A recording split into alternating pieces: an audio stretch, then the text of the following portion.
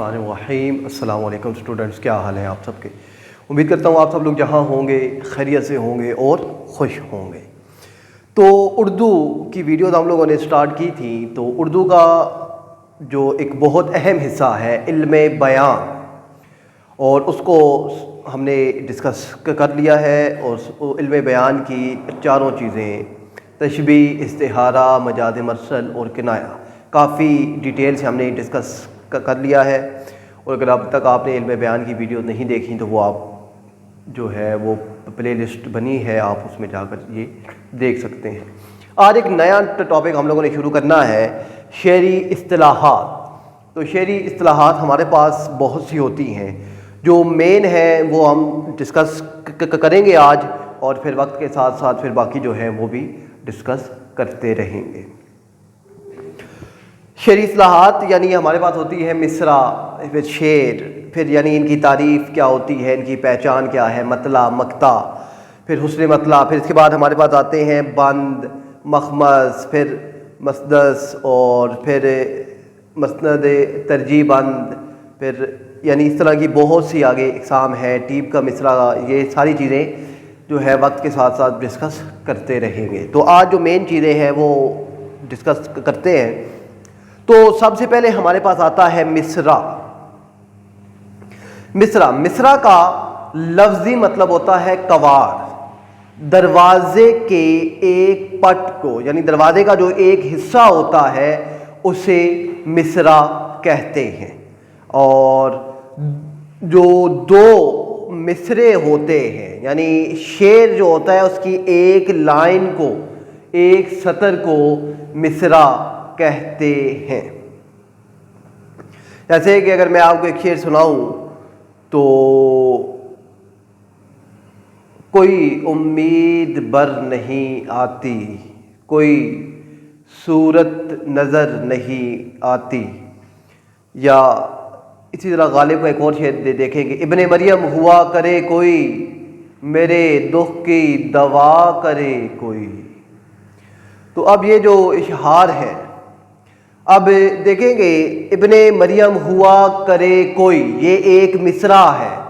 मेरे दुख की दवा करे कोई, ये दूसरा मिसरा है। पहले मिसरे को मिसराए उला, दूसरे मिसरे को मिसराए सानी कहते हैं। शेर का लफ्ज़ जो है वो शहूर से निकला है। अब शेर होता क्या है कि आप अपने ख़यालात को, अपने जो जज्बात हैं उनको वज़न और ख़ूबसूरती या हुस्न तरतीब के साथ जब लिखते हैं, और उनमें वज़न जो है वो ज़रूरी होता है, तो वो शेर बन जाता है। आसान अल्फाज में कि दो मिसरों से मिलकर एक शेर बनता है। तो शेर बहुत सारे हैं। तो आप अपनी जो बुक है उर्दू की, उसमें अगर आप देखें तो आपको बहुत सारे इशहार जो है वो मिल जाएंगे, ठीक है।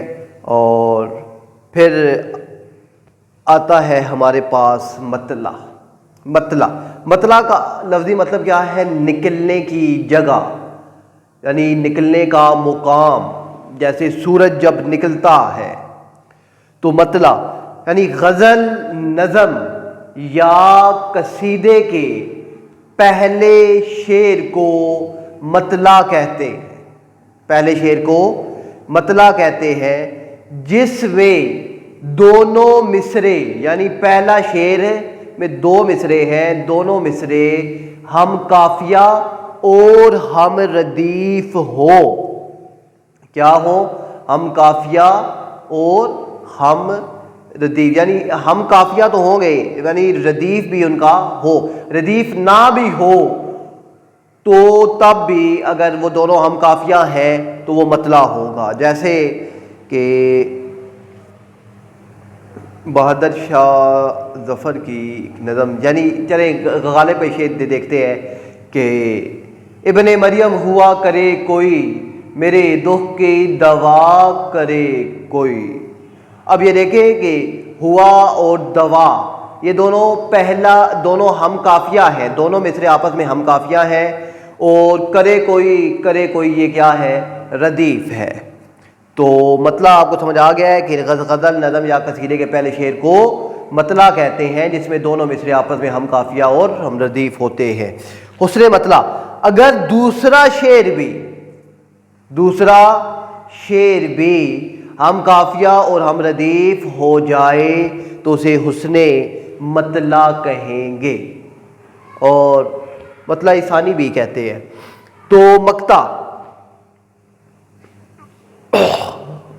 یعنی مقطع کیا ہوتا ہے؟ مقطع ہوتا ہے لفظی مطلب اگر آپ دیکھیں تو کاٹنا یا آسان الفاظ میں غروب ہونے کی جگہ یا غروب ہونے کا مقام۔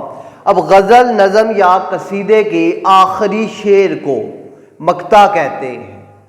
شرط کیا ہے کہ اس میں شاعر نے اپنا نام یا تخلص استعمال کیا ہو۔ ٹھیک ہے، تخلص کسے کہتے ہیں؟ وہ مختصر نام ہوتا ہے جو شاعر اپنے اشعار میں استعمال کرتے ہیں، جیسے غالب، میر، اسد، اور اس کے بعد اور بھی بہت سے ہیں، شہزاد، پھر مسعود، تو یہ جیسے میر، تو یہ سارے کیا ہے؟ مختصر نام ہے شہرا کے جو انہوں نے اپنے اشعار میں استعمال کیے ہیں۔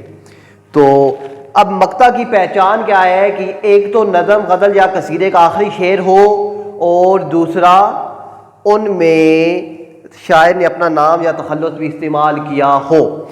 اگر تخلص یا نام نہیں ہے تو وہ آخری شعر ہوگا، مقطع نہیں ہوگا۔ اس کے بعد ایک اور دو چیزیں ہیں، ان کو بھی دیکھ لیتے ہیں، قافیہ اور ردیف۔ اب قافیہ کیا ہوتا ہے؟ ہم آواز الفاظ کو قافیہ کہتے ہیں، جیسے کوئی امید بر نہیں آتی، کوئی صورت نظر نہیں آتی، موت کا معین ہے ایک دن، نیند کیوں رات بھر نہیں آتی۔ اب بر، نظر اور اثر، یہ سارے کیا ہیں؟ ہم قافیہ الفاظ ہیں جو ردیف میں، یعنی نظم، غزل یا قصیدے میں ردیف سے پہلے ہم آواز الفاظ دہرائے جاتے ہیں، وہ قافیہ کہلاتے ہیں۔ پھر ردیف کا لفظی مطلب ہوتا ہے کہ سوار کے پیچھے بیٹھنے کے ہیں، اور اب ردیف جو ہے یہ قافیے کے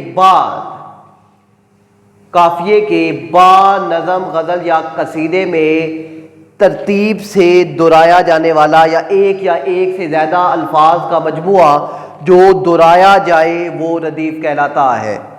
اب یعنی کہ یہ ابن مریم ہوا کرے کوئی، میرے دکھ کی دوا کرے کوئی، اب یہ جو کوئی ہے یہ ردیف ہے، ٹھیک ہے۔ اور کیا کیا خضر نے سکندر سے، اب کسے رہنما کرے کوئی، اب یہ ایک اور شعر ہے مگر اس میں بھی قافیے کے بعد ردیف آ رہا ہے کوئی۔ تو یہ تھی ہماری آج کی ویڈیو، امید ہے کہ آپ کو سمجھ آئی ہوگی۔ ملتے ہیں نیکسٹ ویڈیو میں، تب تک کے لیے اللہ حافظ۔